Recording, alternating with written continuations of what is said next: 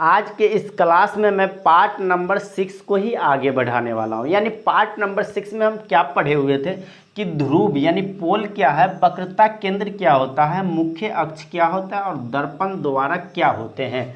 यानी इन सभी चीज़ों को हमने देख चुके थे पार्ट नंबर 6 में।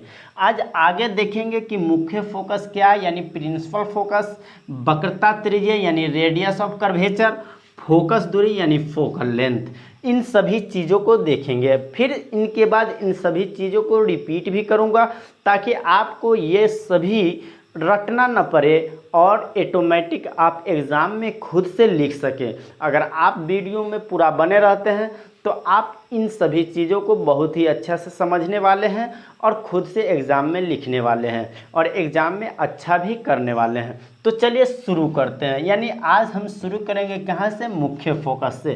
तो जैसा कि आपको पता है दर्पण क्या होता है, दर्पण वह चिकनी और चमकीली सतह जिसका एक सतह रजतित आवश्यक है। तो ये क्या है, और जिस सतह के बाहर से यानी जिस दर्पण का परावर्तक सतह बाहर से रजतित या कलय किया जाता है हम उसे अवतल दर्पण कहते हैं।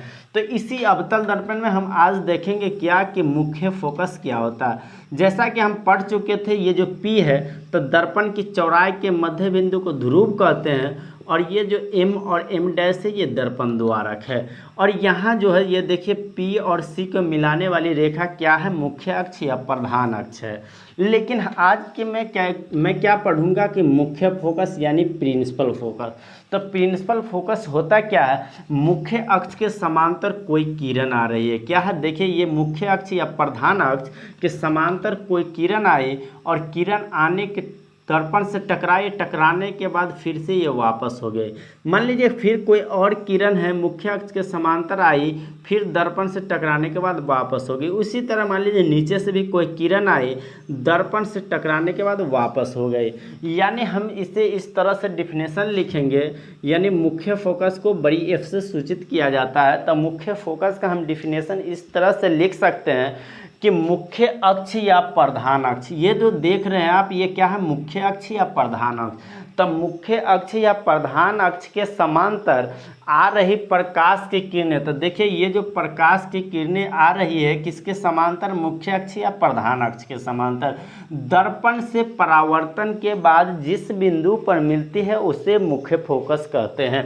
तो देखिए ये दर्पण से परावर्तन के बाद ये सभी एक ही बिंदु पर मिल रही है, यहाँ भी दर्पण से परावर्तन के बाद एक ही बिंदु इस बिंदु पर मिल रही है, यानी मुख्य फोकस कहाँ बना, यहाँ बना। तो इसका डिफिनेशन हम क्या लिखेंगे मुख्य फोकस का, मुख्य अक्ष या प्रधान अक्ष के समांतर आ रही प्रकाश की किरणें दर्पण से परावर्तन के बाद जिस बिंदु पर मिलते हैं उसे क्या कहते हैं, मुख्य फोकस कहते हैं। और मुख्य फोकस को बड़ी एफ से सूचित किया जाता है, मुख्य फोकस को बड़ी एफ से सूचित किया जाता है, आप इसे लिख सकते हैं। उसके बाद हम देखेंगे क्या, वक्रता त्रिज्या यानी रेडियस ऑफ कर्वेचर।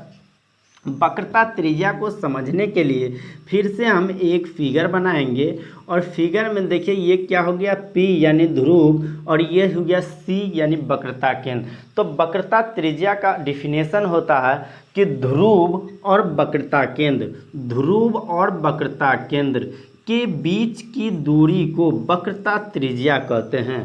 ध्रुव और वक्रता केंद्र के बीच की दूरी को वक्रता त्रिज्या कहते हैं और वक्रता त्रिज्या को r से सूचित किया जाता है। यानी r को हम छोटा r लिखें या बड़ा r लिखें, कुछ भी लिख सकते हैं, लेकिन वक्रता त्रिज्या को r से सूचित किया जाता है। तो देखिए वक्रता त्रिज्या का डिफिनेशन क्या हुआ कि ध्रुव और वक्रता केंद्र, ध्रुव और वक्रता केंद्र के बीच की दूरी को वक्रता त्रिज्या कहते हैं। ये अगर समझ गए तो नेक्स्ट हमारा क्या है कि फोकस दूरी यानी फोकल लेंथ। तो फोकल लेंथ का भी सेम इस तरह से हम फिगर बना लें क्या कि मान लीजिए ये क्या है, अवतल दर्पण है। अवतल दर्पण में ये क्या हो गया, ध्रुव, और ये ध्रुव देखिए ये ध्रुव होने के बाद यहाँ से कोई सीधी रेखा यानी मुख्य अक्ष प्रधान अक्ष और ये क्या है वक्रता केंद्र और ये मान लीजिए मुख्य फोकस। तो ध्रुव और मुख्य फोकस, देखिए ध्रुव और मुख्य फोकस के बीच की दूरी को फोकस दूरी कहते हैं और इसे छोटी एफ से सूचित किया जाता है। यानी फोकस दूरी का डिफिनेशन हम क्या लिखेंगे कि ध्रुव और मुख्य फोकस के बीच की दूरी को फोकस दूरी कहते हैं। यानी ये आपको रटना नहीं है, समझना है। देख सकते हैं यहाँ ध्रुव और मुख्य फोकस के बीच की दूरी यानी बड़ी एफ यानी मुख्य फोकस और पी यानी ध्रुव, तो ध्रुव और मुख्य फोकस के बीच की दूरी को फोकस दूरी कहते हैं, और जबकि ध्रुव और वक्रता केंद्र के बीच की दूरी को वक्रता त्रिज्या कहते हैं। अगर आप ये सभी चीज़ समझ चुके हैं तो एक बार मैं एक ही फिगर में ये सभी चीज़ों को रिपीट करने वाला हूँ।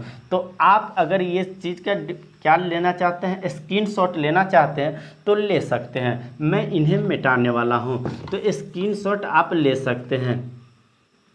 चलिए तो मैं आप फिर से इन सभी चीज़ों को रिपीट कर दे रहा हूँ ताकि आपको समझने में आसानी हो और खुद से आप इसे बोल सकें और लिख सकें। तो सबसे पहले हम करेंगे क्या, ये एक अवतल दर्पण फिर से बना देंगे। क्या करेंगे, ये अवतल दर्पण बना देंगे। अवतल दर्पण बनाने के बाद हम देखेंगे क्या, सबसे पहले ध्रुव। तो ध्रुव का डिफिनेशन हम इस तरह से लिख सकते हैं कि दर्पण की चौड़ाई, यानी ये एम मान लीजिए और एम डैश, यानी देखिए दर्पण कितना चौड़ा, यहाँ से लेकर के यहाँ तक। तो दर्पण की चौड़ाई के मध्य बिंदु को ध्रुव कहते हैं।